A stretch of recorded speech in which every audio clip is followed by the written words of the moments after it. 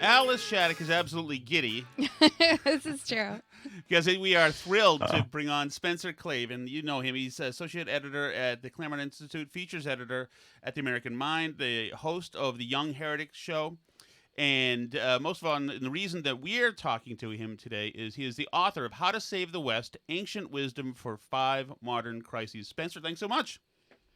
Oh, thank you. I'm delighted. I'm giddy as well. I'm very excited to talk to you guys. So, I want to start off by asking Tom a question, actually, which is an unconventional way to start an interview. All right. Oh, that's great. I feel like I've been doing interviews all day. I'm ready to just sit back. Why did I write How to Save the West, Alice? I'm ready to tell you. Yeah, don't mind me. But Tom, what was the last book you actually read? The last one I actually read? Yes. In full. Like cover to cover, in full. My goodness. Something by Ann Coulter in like 2002, maybe? And before that? Something in 5th grade. I know. So, and the reason I asked that is because, Spencer, you wrote this amazing book that it quotes like everybody, I think, in Western civilization, from like the Church Fathers to C.S. Lewis. That's actually an exhaustive quotations list from all people. It's wild. It's really incredible. And you're giving all this wisdom that you've gleaned from reading all these great works of Western civilization, in the hope, because we really need them at this moment of crisis in our culture right now. So I wonder, how do we get somebody like Tom, my husband, who's not a big reader? Like, how do you even start? Because is this an intervention? Because so our next reading project, the next book I'm going to read aloud to Tom in bed, I think, is going to be How to Save the West. But after that, where do we go? Like, how do we start? Do I go like straight to Plato, or are there baby steps here? Well, I was not informed in advance that I was going to be invited to make an intervention into a marital dispute. I feel like Either was I. I'm feeling a little hot under the collar here. But actually, I think, Tom, not to like use you as a stand-in for the audience, but I think this is totally relatable. And a lot of people that I talk to ask me something like this because the world is going insane. I mean, we know this. Everything around us is so feels so disastrous, so freighted with fear and terror. And the news is very interesting. Social media is very interesting. It's hard to get time to sit down and read a book. It's also intimidating sometimes for some people to read the stuff that I talk about in this book. This is why I wrote the book the way that I wrote it. It's a perfect reason for the structure and the length as well of the book. We were kidding around about quoting every thinker ever, but something this book is actually not is like a doorstopper survey. Like, here's this guy, and then this guy, and then this guy. This is the pitch for this is voices from the past that have something to say to the present. These are people that when you meet them, if you give me 5 pages to introduce them to you, you'll find out that you need them around. You need them around to make sense of these things that kind of fly by our news cycle, these things that feel like they're totally unprecedented, problems that we feel like nobody's ever dealt with. What I'm arguing in the book is that actually these fundamental questions we're up against have been around forever, and there have been great minds that thought and wrestled with them. Questions like, what's my place in the world? What's my relationship to God and the cosmos? What's a human being? We all care about these problems, whether we know it or not. And the people that we are talking about here, guys like Plato and Socrates, Aristotle, the Scripture, and the Church Fathers.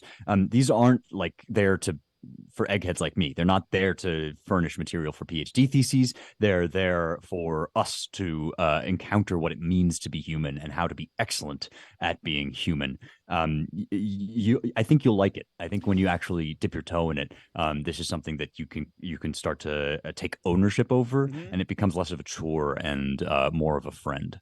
One of the things that I pulled from the book that was reassuring was a theory or a thought, I guess, that you talk about, saying the whole world is a copy, a reproduction. So yeah. Does that mean that this, what we have now, has been resolved previously, or did this, what we have now, end up in total disaster and it's going to again? Well, it's funny how now you hear people kind of musing about, oh, is the world a computer simulation? Is the world like an alien dream that we're having? And this idea keeps coming up again and again. And I think it's because we do have an intuition about something that I think what you're referring to is this idea that I bring up from Plato's Timaeus, which is a dialogue that comes right after the Republic. It's nice and short. Somebody on Twitter said, now that I've read your book, I'm going to go read Plato's Timaeus. I thought my job here is done. That would be a great first one to start with, because this is a dialogue based entirely on the idea of mimesis, which is a Greek word meaning imitation or replication. It's where we get our word meme. You see this stuff. Once you start seeing this stuff, you realize it's everywhere.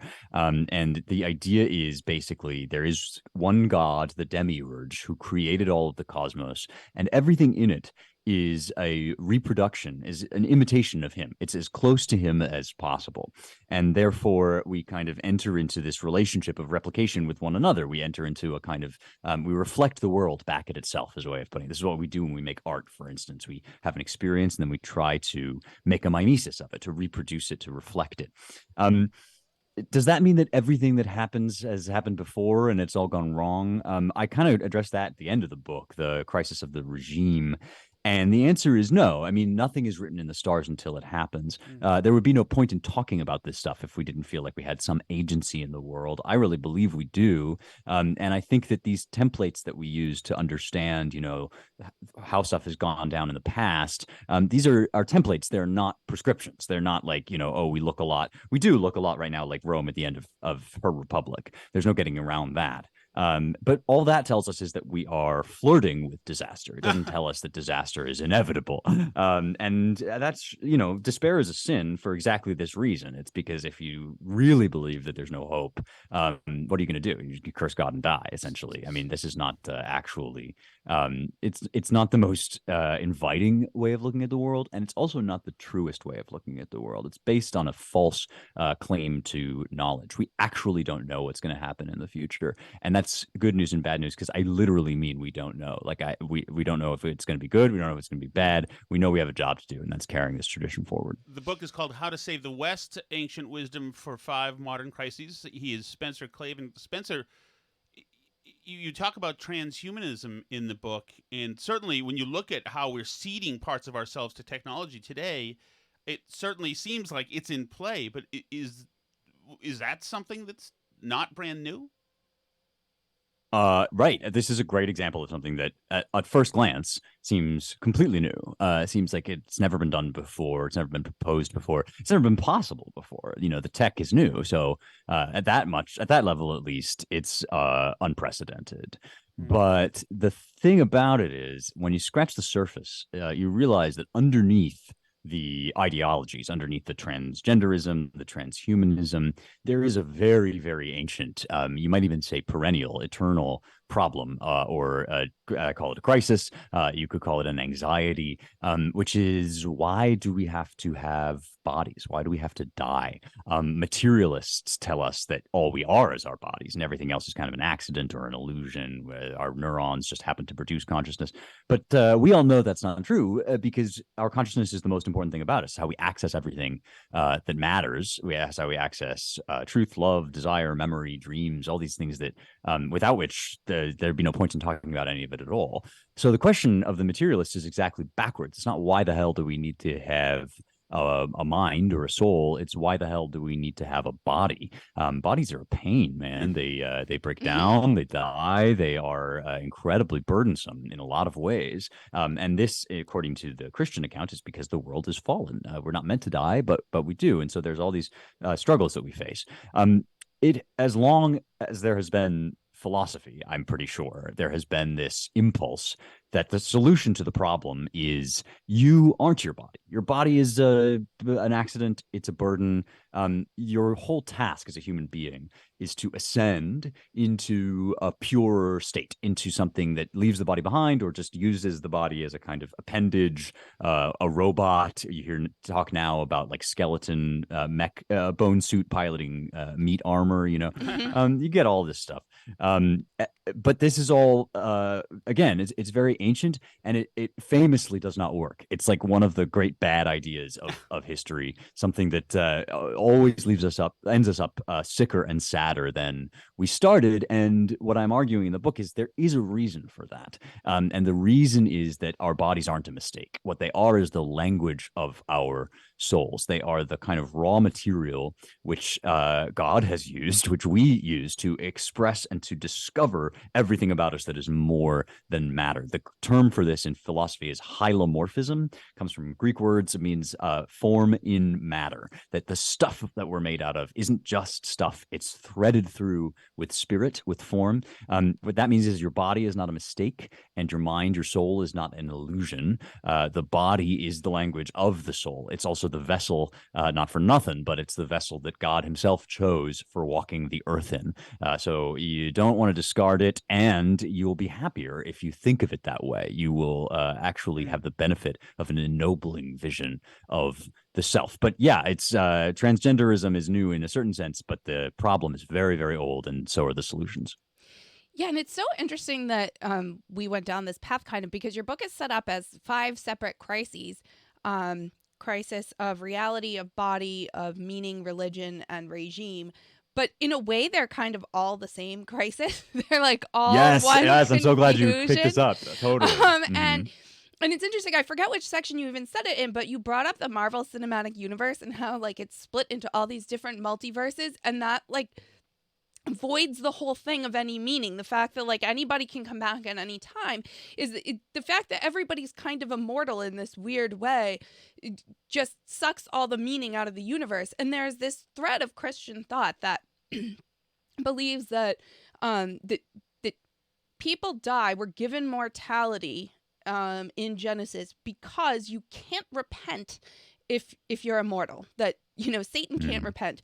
That the key to being able to turn towards God and essentially to have meaning and purpose is this mortality that we have. And in a way, like all of this Western thought, like a lot of it goes back to this fact that people die, right? And that's what gives us a lot of our meaning. And that's exactly the thing that we like most try and avoid in modern civilization. Wow. Yeah. I'm so glad you said that they're all one crisis, because they absolutely are. They're laid out in the way that they're laid out because I think that's the kind of logical progression that you have to take if you're starting from nothing. I'm assuming you're starting from scratch in this book, so no prior reading necessary. And like if you're starting from nothing, the first thing you have to deal with is there such a thing as truth, right? That's the crisis of reality. But each of these kind of leads on to the next, and each one throws you back up against this wall, which is there something or is there nothing, basically? Or is there truth, or is there kind of just a howling chaos, a wasteland of despair? And that's the problem of God. It really all does boil down to the problem of God, which is another eternal problem. Is there a God? Can we believe in a God? And so you're right to bring up scriptures. I think the Hebrew scriptures are full of stuff which sounds like a punishment, but is actually a mercy. And this is death is one of them. Death is like, it's kind of related to the moment in Genesis where the builders are building the Tower of Babel. And God says, let us confuse their endeavors, or else nothing that they conceive will be impossible for them. That sounds like a punishment. That's grace. I mean, because if you actually were able to build the Tower of Babel, to build the world state, which is what that is, you would not like the results. You would be the victim of your own success, because all of our endeavors are kind of materialist and anti-God in some fundamental way, right, according to that Genesis idea. So another one of these is like, God doesn't let Moses see his face. Nobody gets to see him. And it's like, that seems very miserable. That seems tragic, in fact, because God is our home. But what God actually says, he doesn't say, you can't see me because I'm like, you suck and I'm too good for you. He says, you can't see me because no man may look on me and live. Nobody can behold this truth and not die. And St. Paul picks this up when he says, "We shall see face to face. Our eyes will behold God." But we're not ready yet. Just like children aren't ready to hear certain things until they grow older, we're not ready to hear or experience certain things.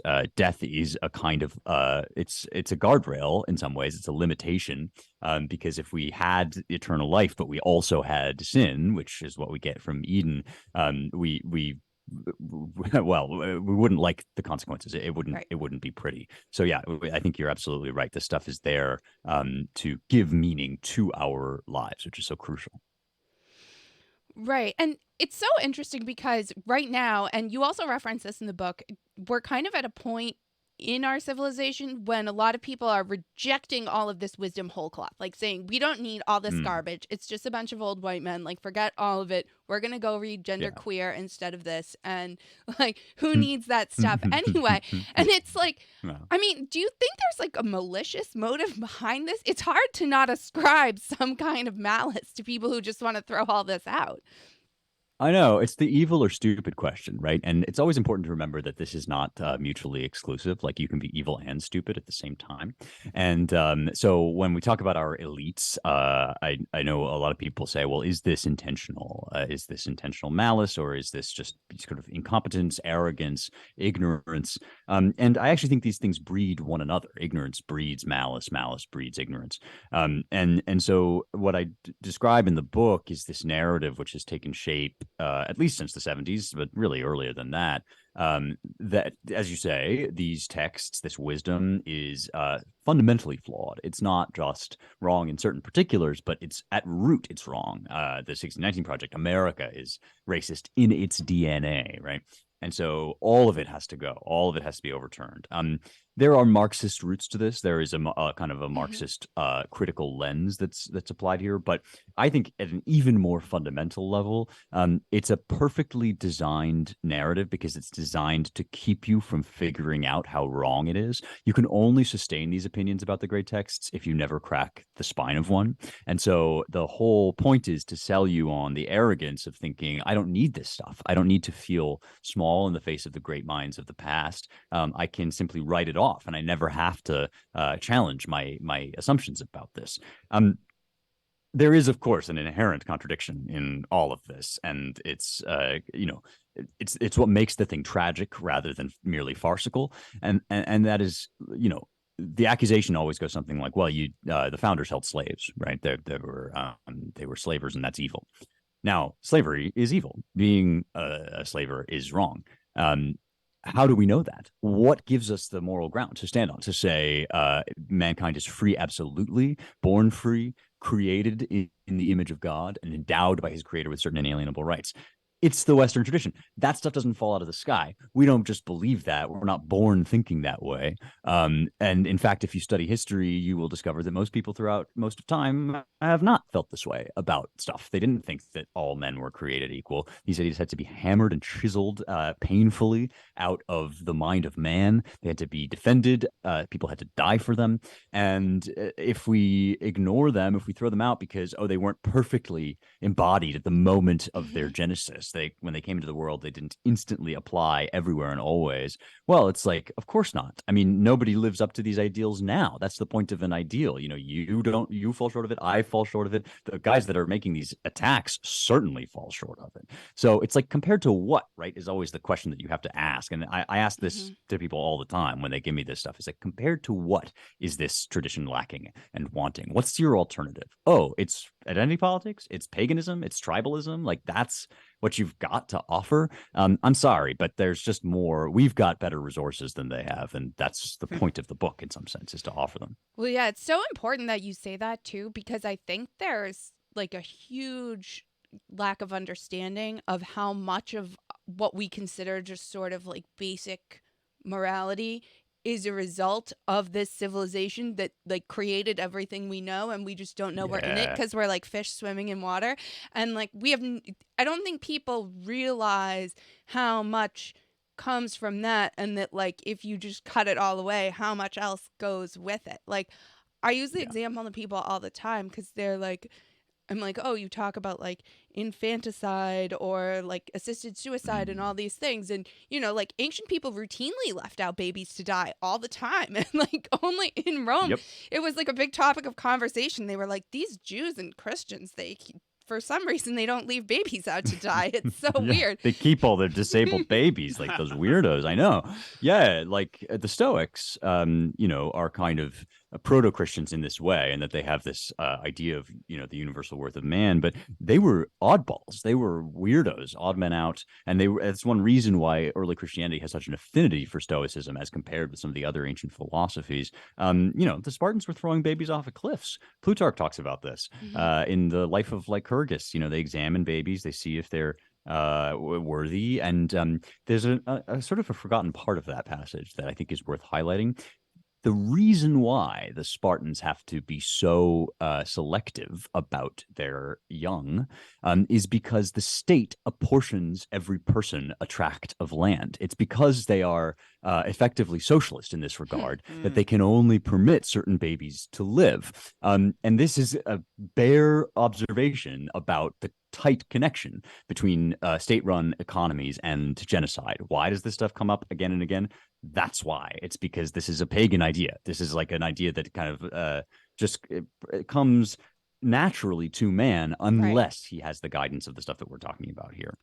In the part of the book that is a crisis of religion, science has not eliminated man's religious impulse, but rather misdirected it and wrongly dismissed the profound philosophical plausibility of Judeo-Christian revelation. Well, if we've got a generation of lost souls now who are, there are churches and synagogues and mosques and everything else peppered throughout every community. Why isn't this generation running towards spiritual centers, instead running towards getting nose rings and screaming at Spencer Klavan when he goes to speak at a college?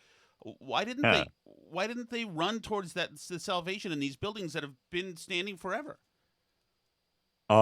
This is a really delicate subject for two reasons. One, when you say, as I believe, that there's no way out of this God question, then immediately you sound like you're like, I want to convert everybody. I'm shoving religion down people's throats. I mean, this is like the classic accusation. But on the other end, you do have to address the question is like, have all these churches just been doing evangelism wrong? Like, it's not for lack of trying, as you say, that's for sure.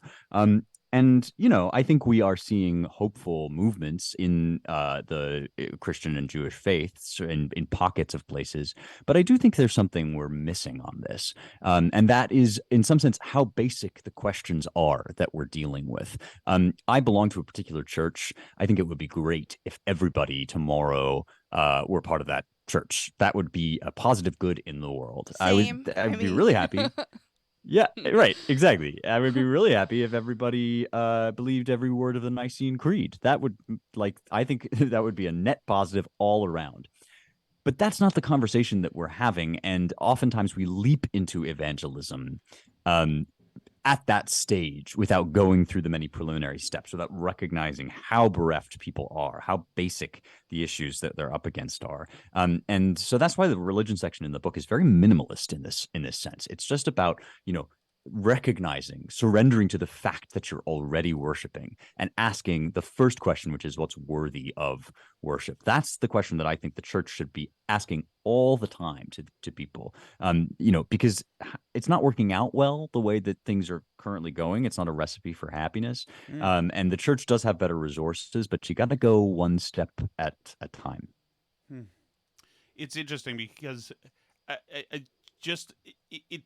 it doesn't. It's not as if. Well, actually, I take it back. I was going to say it's not as if people are getting lost in sex and drugs and debauchery, because I guess they still are. Yeah, but, they are. Yeah, they are. But there's other stuff too. There's despair. There's emptiness. Yes. Right? There's like sexlessness as well. Mm-hmm. So you mentioned right at the beginning that history gives us a template for these times we're in, but not a prescription to fix them. Are you scared that this is going sideways?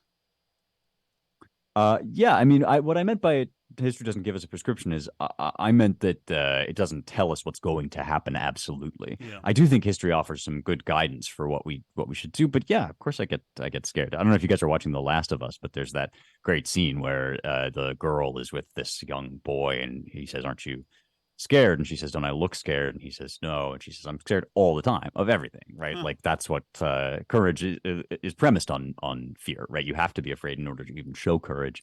As John Wayne, I think, is the one that said, "Courage is being scared to death, but saddling up anyway." Everybody's got that now. It's hard not to that sense that things might be going south. But here's the thing, I mentioned that despair is a sin. I also think despair is based on a lie.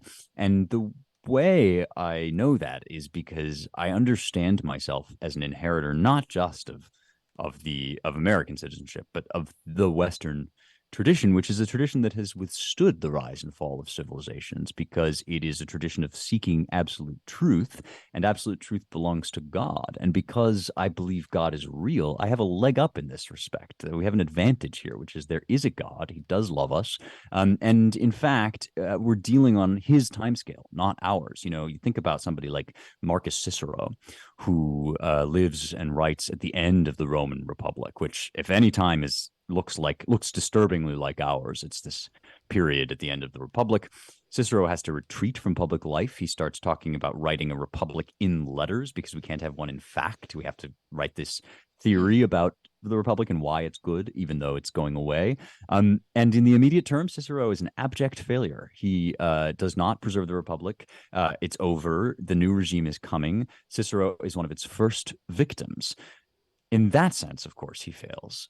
But in the longer sense, fast forward to 1770 and enter one curmudgeonly John Adams, who from his boyhood has pored over the speeches of none other than Marcus Cicero, just reading these orations over and over again.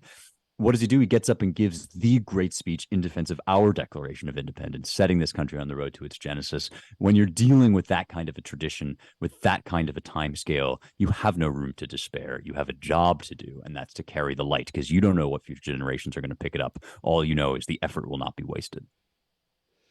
That's such a great point to kind of wrap up on, because it really brings it back to, like, what do you do with all this? You know what I mean? Which is kind of where I started with, like, Tom. Like, how do you get Tom to read this stuff? Like, and maybe, like, probably still a lot of people won't. I don't think a lot of medieval peasants read this stuff either, right? But yep.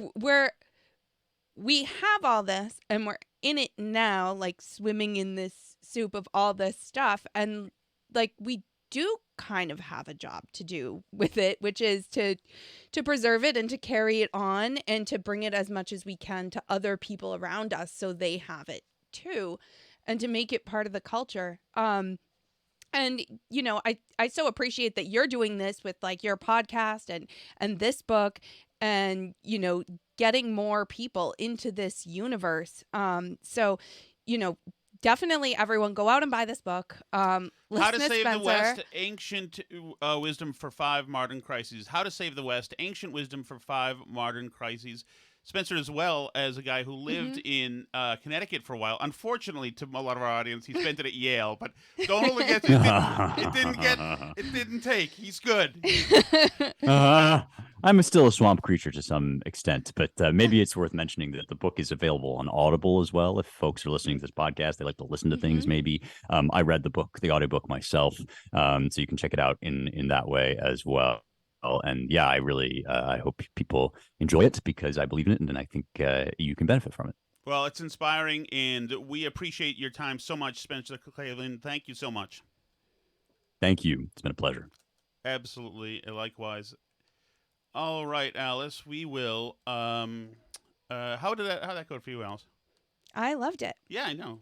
He's very smart, and so are you. He is very smart. I'm not that smart, but I appreciate that he's very smart. And the book is good. I mean it that I want to read it aloud to you, because it's really engaging and interesting, and makes so much of this stuff accessible, which I love.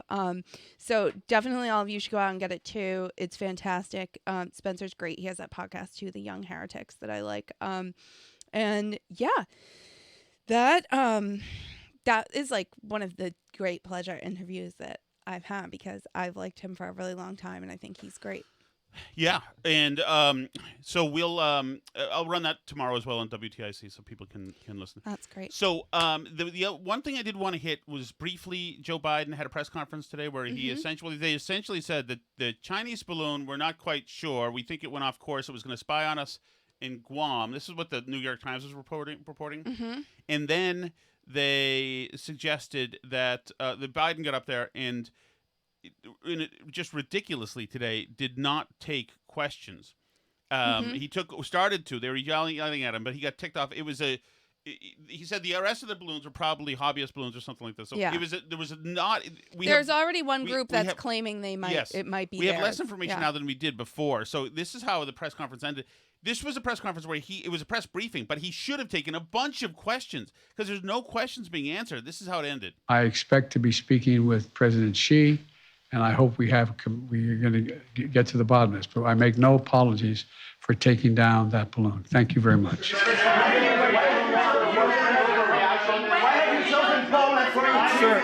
Sir, the question was it?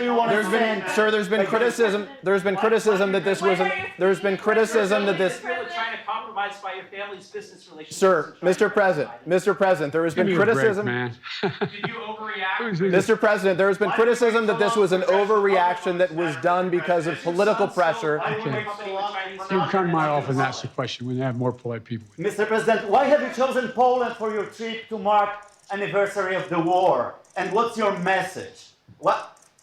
When are you speaking to President Xi, Mr. President? Oops. That seems bad. So if you heard this feed live like I did today, it actually went on a little bit more in the press.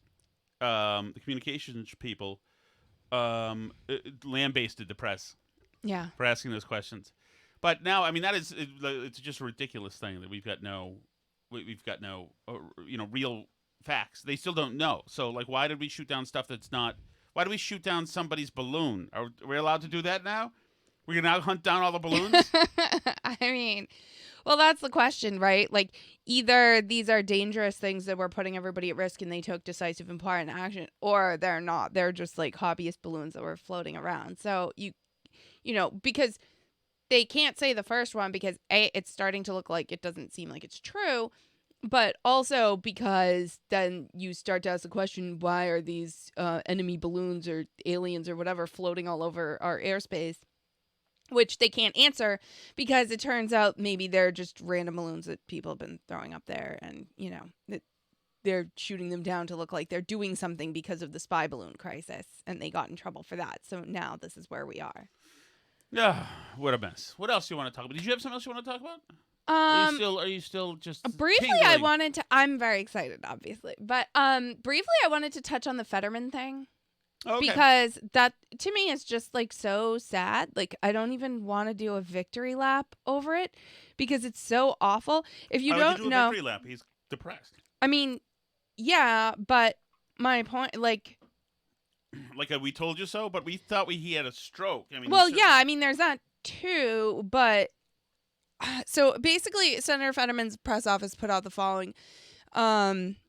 Last night, Senator John Fetterman checked himself into Walter Reed National Military Medical Center to receive treatment for clinical depression. While John has experienced depression off and on throughout his life, it only became severe in recent weeks. On Monday, he was evaluated by Dr. Brian P. Monahan, the attending physician of the United States Congress, and he recommended inpatient care at Walter Reed. John agreed and is receiving treatment on a voluntary basis. After examining John, the doctors at Walter Reed told us John is getting the care he needs and will soon be back to himself. It's sad because I think what I'm sure has contributed to his depression is the fact that major news outlets are writing big articles about how he doesn't seem physically and mentally capable right now in his stroke recovery of doing the job of a United States senator, and that he should have been given time to recover instead of forced into this farce of a campaign that he was forced into by everyone around him and hiding the true extent of his condition and his medical needs. And now he's stuck in this position where he has people relying on him to be a senator. And I mean, what an awful, awful situation. I don't know who wouldn't be depressed. Well, I don't know. If he has depression historically, maybe it's not anything to do with the stroke. I have no idea. I mean, it starts. And his wife's out here tweeting, "I'm so proud of him for asking for help and getting the care he needs." Like, you did this, lady. Yeah. Like, you pushed this lie. You dragged him around pretending that he was fine for months while he was not fine and forced him into this situation. Like, what a lunatic she is. Yes. The whole thing just makes me feel so sad and uncomfortable and awful. And like, I don't know at what point Giselle Fetterman and the other people responsible for this decide to let it go and like let him recover and do what he clearly needs to do, which is not being a United States senator right now. But Well, yeah, like, but what a also there's horrific complicity. thing for everybody. There's full complicity in the media too, because they gave it a good leaving alone if they Oh, wanted to. Kara Swisher saying, "Oh, he was fine. I talked to him. He was great." If Oz had a stroke, 10 months ago, they would have been all over that. Oh, they were all over Herschel Walker for supposedly saying he had CTE because they didn't Right. like how he talked or whatever. Right. But yeah, Hey, can I ask you something? Mhm. What is it that you like about talking to Spencer? he's wicked sharp. No, I He know that. He No, knows stuff. I know that, but It's no, but- interesting. yeah, no, I'm just interested because you're really looking forward to this interview, and you did a great job. Thank you. You did a great job, even with that blindside attack, which is ballsy of you, Alice. You never know how people are going to react to, surprises. But look, what is it about the things he talks about that you like? What is That's it? all stuff that I like. That's stuff Well, I what listen what to stuff podcasts that you about. like? All that stuff. I don't know. Like all. Ancient maybe we should history read the and book together. Ancient history and religion. Yeah, and I'm just trying philosophy, to find out, like, philosophy, religion, and all this stuff, like the questions of human existence, like why are we? What are we? What's the point of us? And how do we do it good? People have been thinking about that for a long time, and they're important questions if you care about, for example, not being depressed or whatever, or having a functional society and all of this stuff. And like I say, they're not questions that, or like he said at the beginning of the interview, everybody cares about these questions whether they know that they do or not, right? The desire for truth and meaning is so universal, and that gets at the heart of what's going on when we talk about deaths of despair, when we talk about young people like not having sex, not hooking up, not trying to start families, people having fewer kids, people doing drugs, homelessness, like all these crises, mass shootings, whatever you want to point to. A lot of it goes back to like a civilizational culture crisis, right? And a crisis of meaning for people. Those aren't things that people do who have meaning to their existence and purpose and are thinking about what it means to be a human being, right? So everyone's grappling with those questions, and when people turn towards despair, like bad things happen, right?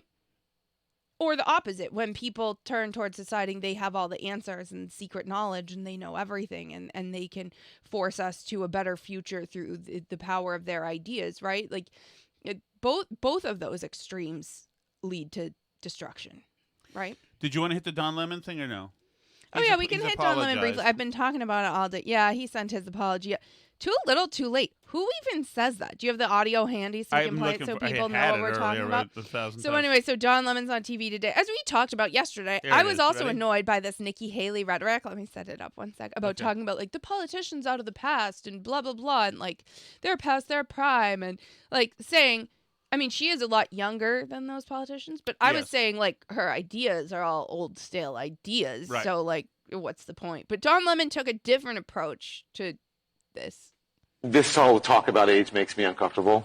I think it's the wrong road to go down. She says people, politicians or something are not in their prime. Nikki Haley isn't in her prime. Sorry. When a woman is considered to be in her prime in her 20s and 30s and maybe 40s. What do you wait. That's not according to me. Prime for what? Maybe 40. It depends. I mean, it's just like prime. If you look it up, if you Google when is a woman in her prime, it'll say 20s, 30s, and 40s. I don't necessarily. 40s. Oh, I got another I'm not saying decade. I agree with that, So I think she has to be careful about saying that politicians aren't in their prime. You need to qualify. Are you talking about prime for like childbearing, or are you talking about? It's all the same to Don What the Lemon. facts are. Google it. Everybody at home.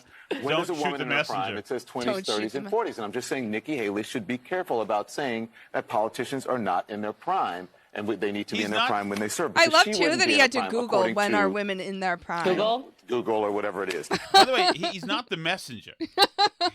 He is the he's the accuser.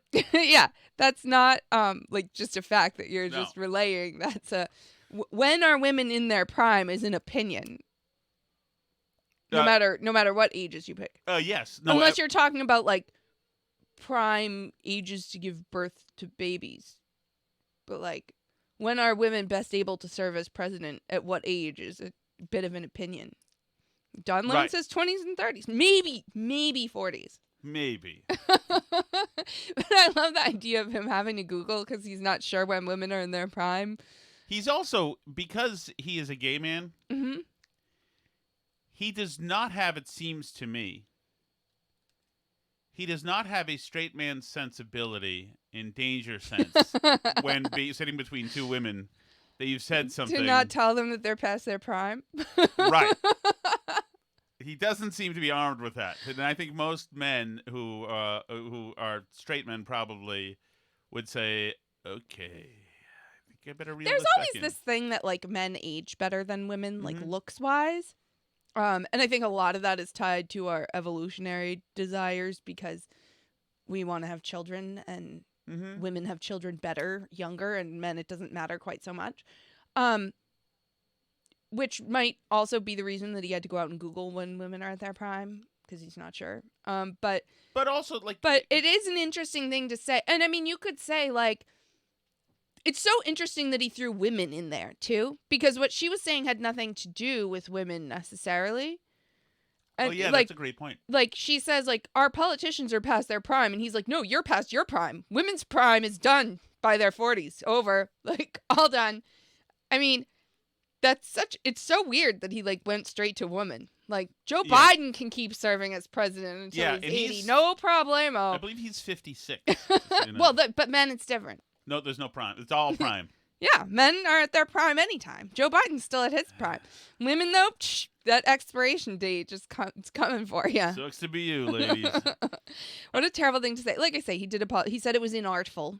He didn't apologize, like, to Nikki Haley or anything and saying, like, sorry that I said you're past your prime. What a rude thing. Let me tell you one thing. This is what he said. He said, the reference I made to a woman's prime this morning was inartful and irrelevant, as colleagues and loved ones have pointed out, and I regret it. A woman's age doesn't define her either personally or professionally. I have countless women in my life who prove that every day. I would say not enough women in your life, clearly.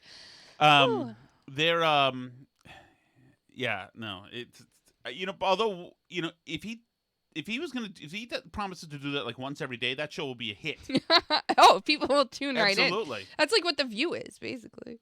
People say outrageous things like every third day. His is really like that's not something that he's supposed to be saying. He's supposed to be a good progressive. Well, you get like Whoopi saying the Holocaust wasn't racist, or like, I mean, if you're looking for people to say like crazy things on TV, there's plenty of that out there. But yeah, it does grab the viewers. That's what it is. Right? Okay. Is there anything we should do now? I think we should get to a certain hotline that we have, the Chelsea Fire Wicked Hotline, in fact, which is brought to us by Chelsea Fire Wicked Hot Sauce, a great hot sauce that does not make you sacrifice heat for flavor. You get both in one great hot sauce. It's also seasoned with sea salt, so it has lowered sodium, and it's great if you're on a clean diet like the Awaken 180 weight loss program has you following. So,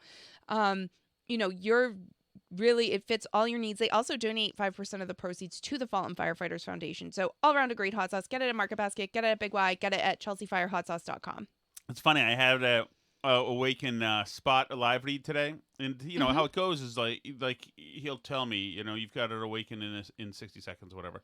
That means when the spot's done that's playing, then there'll be dead air, and it's time for me to start speaking. But my mind wandered today, and he played a spot, and then it was dead air, and then I was thinking, oh man, I feel bad for my producer Roland because he probably left the studio and doesn't realize there's no more spots left, and now we have dead air. And like, I feel bad for him because he probably doesn't know, and he could get in trouble now if there's just dead air playing. And eventually, as I'm thinking about this, like, did he go to the bathroom? Did he go to the production studio and just forget and not load enough spots? Because now there's dead air. And he said, Tom, come on. And I said, oh. And he said, awaken.